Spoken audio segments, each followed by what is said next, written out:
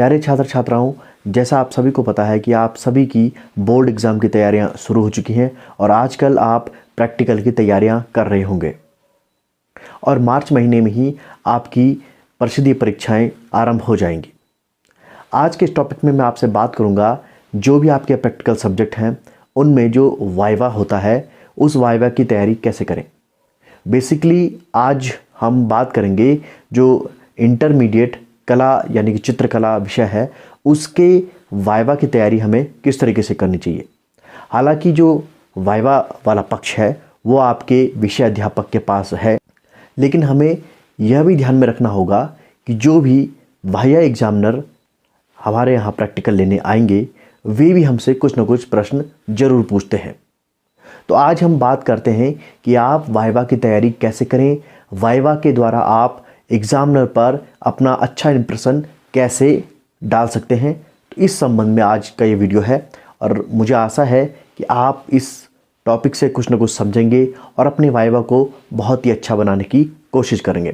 तो वाइवा जिसे आप मौखिक परीक्षा भी कह सकते हैं, इस परीक्षा में ओवरऑल ये देखा जाता है कि आप विषय का कितना ज्ञान रखते हैं, अब विषय से संबंधित कौन सा पक्ष मजबूत रखते हैं या आप विषय के प्रति सामान्य जानकारी में कितना ज्ञान रखते हैं। आज मैं आपको वाइवा किस तरीके से दिया जाता है या एग्जामिनर वाइवा किस तरीके से लेते हैं या उनके वो कौन से प्रश्न होते हैं जो ऐसे होते हैं जिनसे आपकी पूरी की पूरी जानकारी परीक्षक के पास पहुंच जाती है कि आप अपने विषय में कितने पारंगत हैं। ये मेरा व्यक्तिगत अनुभव है क्योंकि मैं स्वयं भी कई बार प्रयोगात्मक परीक्षा लेने के लिए जाता हूं। तो आज मैं आपको उन्हीं टॉपिक्स के बारे में बताऊंगा कि आप अपना वाइवा कैसे अच्छा दे सकते हैं। तो मैंने इसमें 4 पॉइंट रखे हैं। सबसे पहला पॉइंट है अपने पाठ्यक्रम को समझना, यानी कि जो भी विषय यानी कि जो भी पाठ्यक्रम आपको दिया गया है उस पाठ्यक्रम से संबंधित जितने भी टॉपिक्स हैं उन टॉपिक्स को आपको भलीभांति समझना चाहिए, क्योंकि इन्हीं टॉपिक से छोटे छोटे प्रश्नों को एग्जामिनर आपसे पूछते हैं, जैसे कि कौन सी शैली कहाँ जन्मी, कब उसका विकास हुआ, या कौन सा चित्रकार किस शैली से संबंधित है या किस शैली की कौन सी प्रमुख विशेषताएं रही हैं। ये छोटी छोटी सी बातें होती हैं जो एग्जामिनर आपके पाठ्यक्रम से ही पूछ लेते हैं। दूसरा टॉपिक है इसमें कि अपने विषय के सामान्य ज्ञान को समझना। अब जैसे आपका कला विषय है, आप अपने विषय से संबंधित सामान्य ज्ञान के बारे में कितना जानते हैं।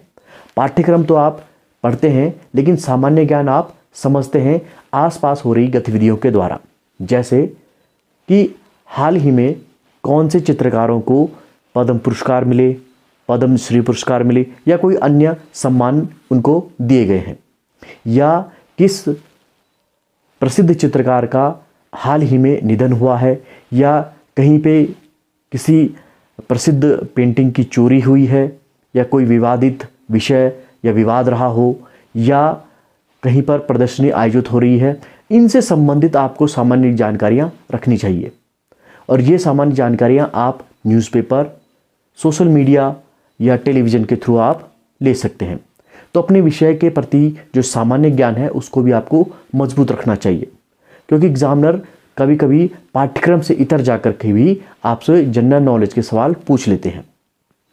तीसरा जो टॉपिक है वो है आपका सेशनल वर्क और प्रोजेक्ट, यानी कि आपने पूरे साल भर में जो भी फाइल या प्रोजेक्ट आप बनाते हैं, जब एग्जामिनर उन चीज़ों को देखते हैं तो वे आपसे सवाल पूछ सकते हैं कि ये जो आपने चित्र बनाया है या ये पेंटिंग बनाई है ये किस विषय से संबंधित है, कौन सी टेक्निक से संबंधित है, कौन सा कलर्स में आपने इस्तेमाल किया है, या अन्य जितने भी टेक्निक्स हैं उनके बारे में आपसे पूछ सकते हैं। तो आपको अपने सेशनल वर्क और जो प्रोजेक्ट है उससे भी संबंधित पूरी की पूरी जानकारी होनी चाहिए। अगर मैं उदाहरण दूं कि आपने प्रोजेक्ट वर्क में कोई लोक कला बनाई हुई है तो एग्जामिनर उस लोक कला को देख करके आपसे प्रश्न पूछ सकते हैं कि यह लोक कला किस समुदाय की है, किस राज्य से संबंधित है, या इस लोक कला को किस त्यौहार या किस समय बनाया जाता है। तो ये आपको जानकारी होनी चाहिए, तभी आप अपने वाइवा को बहुत ही अच्छा बना सकते हैं। चौथा टॉपिक है कि आपकी विषय के प्रति सोच, कभी कभी एग्जामिनर आपसे ऐसे प्रश्न पूछ लेते हैं कि आप विषय के प्रति क्या नज़रिया रखते हैं। मसलन आपने कला विषय क्यों लिया हुआ है, या आप रचनात्मकता को किस दृष्टिकोण से देखते हैं, क्रिएटिविटी क्या चीज़ होती है, या आप कला में अपना फ्यूचर किस प्रकार देखते हैं। तो इस तरीके के बहुत सारे प्रश्न जो होते हैं वे एग्जामिनर आपसे पूछ सकते हैं। तो ये कुछ 4 पॉइंट हैं जिसमें आप अपना सर्वश्रेष्ठ देने की कोशिश कीजिएगा। इन 4 बिंदुओं के मध्य ही आपका वाइवा घूमता रहता है। इन्हीं 4 बिंदुओं में ही प्रश्न पूछे जाते हैं। तो आशा करता हूँ आज के इस अंक से आपने वाइवा को कैसे दिया जाए और वाइवा की तैयारी किस प्रकार की जाए समझा होगा। मिलते हैं अगले एपिसोड में किसी नए विषय के साथ में। तब तक के लिए दीजिए मुझे इजाज़त। नमस्कार।